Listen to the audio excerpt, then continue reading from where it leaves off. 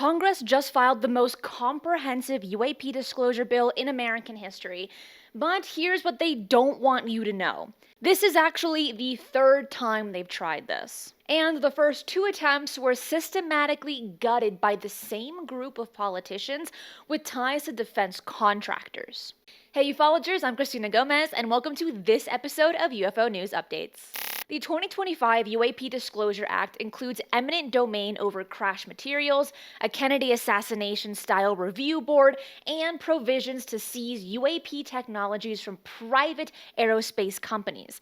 But in 2023, a nearly identical bill passed the Senate by 86-11, only to be stripped down to nothing behind closed doors. Kind of highlight some of the key disclosure takeaways from this and what this act would actually mean for getting some of this UAP information out. Sure. Look, UAPs are items that we don't know what they are, or we haven't been able to identify what they are. There's a pretty strong agreement, I think, among most people that have studied this, that a lot of the sightings of items, what used to be UFOs, were probably U.S. aircraft that were being developed for the stealth programs, the F-117, the F-22, the SR-71 and so forth. But there are a number of other sightings, not just visible sightings, but also radar catches over the last 20 years that we just can't explain. We've seen objects that move more rapidly than any of the technologies that we've ever disclosed that we have. That's Senator Mike Rounds on ABC News explaining why this legislation keeps getting reintroduced. Let me show you exactly who killed it twice and why this third attempt might be different. If you enjoy UFO news, updates, case studies, and interviews, then you will like this channel, subscribe, and share this episode with those you want to keep in the know with the latest UFO news. On July 13th, 2023, Senate Majority Leader Chuck Schumer and Senator Mike Rounds introduced the first UAP Disclosure Act. The original version was revolutionary. It would have created an independent 9-member review board with presidential appointments, establish federal eminent domain over technologies of unknown origin and biological evidence of non-human intelligence, and set a presumption that all UAP records would be disclosed within 25 years. The Senate passed it overwhelmingly, 86-11 votes. But that's where the story gets interesting. During the House-Senate Conference Committee negotiations, House Intelligence Chairman Mike from Ohio and Armed Services Chairman Mike Rogers from Alabama orchestrated the systematic destruction of the bill. Turner, whose district includes Wright-Patterson Air Force Base, he received a little under $200,000 from Lockheed Martin. Rogers became the largest recipient of defense sector funds in 2022, but the Pentagon's UAP office, AARO, provided a 33-page line-by-line rewrite of the Senate-passed legislation, arguing the review board would duplicate their work. Think about that.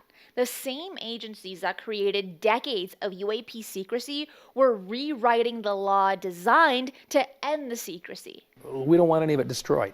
We don't want contractors that might have any of that to destroy any of it. We want them to know that they can deliver it and that they have an expectation that they have to deliver it to this facility or to this impoundment area. What former President Joe Biden signed into law in December of 2023 was pretty much a hollow shell. Gone were the independent review boards, eminent domain authority, subpoena powers, and presumption of disclosure. What remained was basically a filing cabinet at the National Archives with no reinforcement mechanisms, completely eliminated. The power to seize UAP materials from private contractors, external oversight of government agencies, and any deadline for disclosure. The final version gave agencies complete discretion over what to release. Undeterred, Schumer and Rounds reintroduced nearly an identical legislation in July of 2024. The 2024 version restored everything that had been stripped: the Review Board, the Eminent Domain Authority, $20 million in funds. And this time, they didn't even bother with conference committee theatrics. The amendment was ordered to lie on the table through parliamentary procedure, effectively killed without a vote. Meanwhile, Representative Tim Burchett introduced a streamlined House version requiring all UAP records to be declassified within 270 days.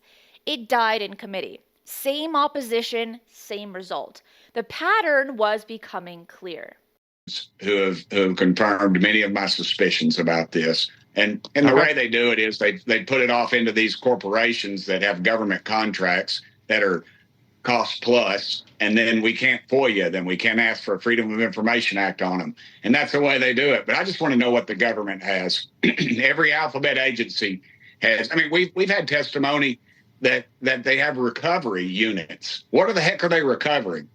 The 2025 version, filed July 29th as Senate Amendment 3111, is described as nearly identical to previous versions, but the strategy has evolved.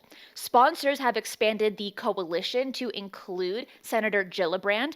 They're running dual tracks in both chambers, and they've built sustained public pressure through whistleblower hearings. Either they're telling us a heck of a story or they truly don't know what it is. But it is phenomenal in terms of its capabilities, in terms of speed, some of these objects, the speed at which it moves, the easy way in which it can change directions, the fact that it can be in both underwater and in the air, and it can apparently move to very, very high altitudes as well in a very short period of time. And these folks that are giving this information and with the technologies that we've got today, they're not making this stuff up. There's something there, we just don't know what it is. Those brilliant individuals Rounds mentions are speaking in classified settings with senators because they fear losing their jobs if they go public. This is the source pressure driving the legislation.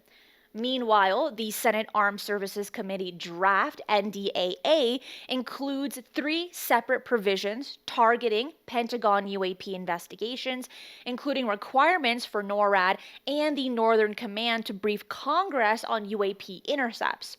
Chris Mellon, former Deputy Assistant Secretary of Defense, told Defense Scoop that NORAD's historical failure to inform AARO of UAP incidents shows these agencies can't be trusted to police themselves. Critical sensor data is often gone by the time AARO learns of intercepts, if it learns about them at all. The eminent domain provision is what terrifies the opposition.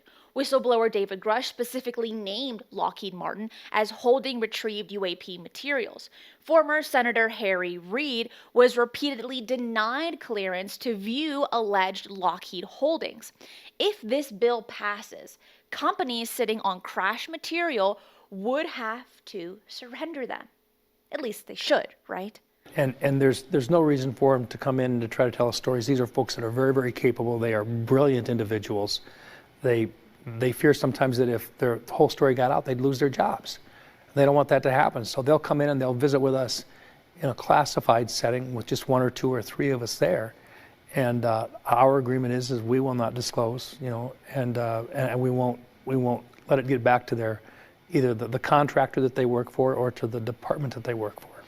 This 3-attempt history reveals coordinated resistance from entrenched interests. The same House Republican leaders, Pentagon officers, and defense contractors have successfully blocked every meaningful disclosure mechanism while allowing cosmetic reforms that preserve their control. We are collecting the information now. We've set up a separate database that has passed into law. The part that is not in law is having a commission set up to actually disseminate or to go through, filter through this, organize it, and then to be able to lay out and disclose to the American people what we've actually learned and what we simply don't know the origins of it are. What we're witnessing is a genuine struggle between transparency advocates and powerful interests invested in maintaining secrecy. The repeated stripping of identical provisions across multiple congressional sessions shows this isn't about legitimate security concerns. It's about preserving institutional control over potentially transformative information. Do you think this third bill will pass? Let me know in the comments below. That is it for today. I will see you next time. Be safe, and remember, keep your eyes on the skies.